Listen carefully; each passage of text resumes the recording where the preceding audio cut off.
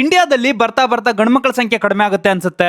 ಯಾಕಂದ್ರೆ ಆಗ್ರಾದಲ್ಲಿ ಒಂದು ಭಯಾನಕ ಇನ್ಸಿಡೆಂಟ್ ಬೆಳಕಿಗೆ ಬಂದಿದೆ. ಇಲ್ಲಿ ರೂಬಿ ಶರ್ಮಾ ಅನ್ನೋ ಲೇಡಿ ತನ್ನ ಗಂಡ ಸುರೇಂದ್ರ ಶರ್ಮಾ ಜೊತೆ ವಾಸ ಮಾಡ್ತಿದ್ಲು. ಅವರಿಗಿಬ್ರು ಮಕ್ಕಳು ಕೂಡ ಇದ್ರು. ಇವರಿಬ್ಬರ ಮಧ್ಯೆ ಯಾವ್ದೋ ಸಣ್ಣ ವಿಷಯಕ್ಕೆ ಜಗಳ ಆಗುತ್ತೆ. ಇದೇ ರೀಸನ್ಗೆ ಗಂಡನ ಊಟದಲ್ಲೇ ವಿಷ ಹಾಕಿ ಗಂಡನ ಸಾಯಿಸ್ತಾಳೆ. ಅಷ್ಟೇ ಅಲ್ಲ, ಅವಳ ಗಂಡನ ಬಾತ್ರೂಮ್ ಅಲ್ಲೇ ಅವನ ಹೆಣನ ಊತಾಕ್ತಾಳೆ. ಅಂಡ್ ಇಡೀ ಬಾತ್ರೂಮ್ ತುಂಬಾ ಹೊಸ ಟೈಲ್ಸ್ ಹಾಕಿ ಡೌಟ್ ಬರ್ದೇ ಇರೋ ತರ ಮುಚ್ಚಾಕ್ತಾಳೆ. ಆಮೇಲೆ ಹೋಗಿ ಪೊಲೀಸ್ ಸ್ಟೇಷನ್ ಅಲ್ಲಿ ಕಂಪ್ಲೇಂಟ್ ಕೊಡ್ತಾಳೆ, ನನ್ ಗಂಡ ಕಾಣಿಸ್ತಿಲ್ಲ ಅಂತ.